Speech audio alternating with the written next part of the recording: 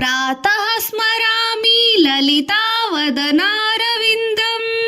ಬಿಂಬಾಧರಂ ಪೃತಲ ಮೌಕ್ತಿಕ ಶೋಭಿನಾಸಂ ಆಕರ್ಣ ದೀರ್ಘನಯನಂ ಮಣಿಕುಂಡಲಾಢ್ಯಂ ಮಂದಸ್ಮಿತಂ ಮೃಗಮದೋಜ್ವಲ ಫಾಲದೇಶಂ.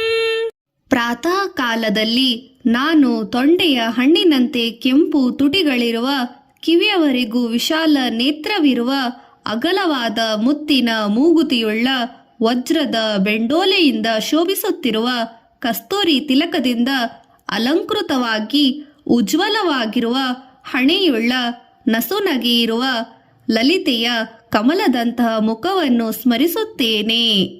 ಪ್ರಾತರ್ಭಜಾಮಿ ಲಲಿತಾ ಭುಜಕಲ್ಪವಲ್ಲಿಂ ರಕ್ತಾಂಗುಲೀಯ ಲಸದಂಗುಲಿ ಪಲ್ಲವಾಟ್ಯಾಂ ಮಾಣಿಕ್ಯ ಹೇಮ ವಲಯಾಂಗದ ಶೋಭಮಾನಾಂ ಪುಂಡ್ರೇಕ್ಷು ಚಾಪ ಕುಸುಮೇಶು ಸ್ಮೃಣೀಂದ್ರ ಧಾನಾಂ.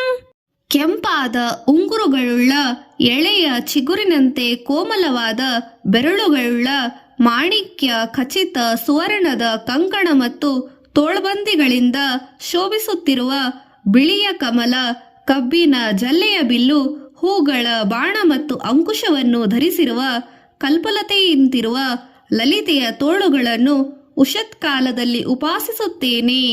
ಪ್ರಾತರ್ನಮಾಮಿ ಲಲಿತಾ ಚರಣಾರವಿಂದಂ ಭಕ್ತೇಷ್ಟದಾನ ನಿರತಂ ಭವಸಿಂಧುಪೋತಂ ಪದ್ಮಾಸನಾದಿ ಸುರನಾಯಕ ಪೂಜನೀಯಂ ಪದ್ಮಾಂಕುಶಂ ಧ್ವಜ ಸುದರ್ಶನ ಲಾಂಛಲಾಢ್ಯಂ.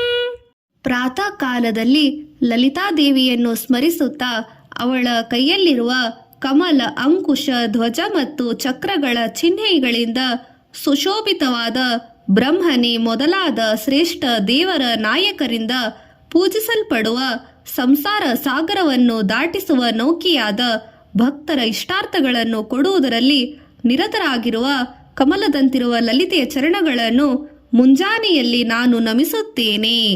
ಪ್ರಾತಃ ಸ್ತುವೇ ಪರಾಶಿವಾಂ ಲಲಿತಾಂ ಭವಾನಿಂ ತ್ರಯಂತ ವೇದ್ಯ ವಿಭಾಂ ಕರುಣಾನವಂದ್ಯಾಂ ವಿಶ್ವಸ್ಯ ಸೃಷ್ಟಿ ವಿಲಯ ಸ್ಥಿತಿ ಹೇತುಭೂತಾಂ ವಿದ್ಯೇಶ್ವರಿ ನಿಗಮ ವಾಗ್ಮಾನ ಸಾತಿ ದೂರಾಂ.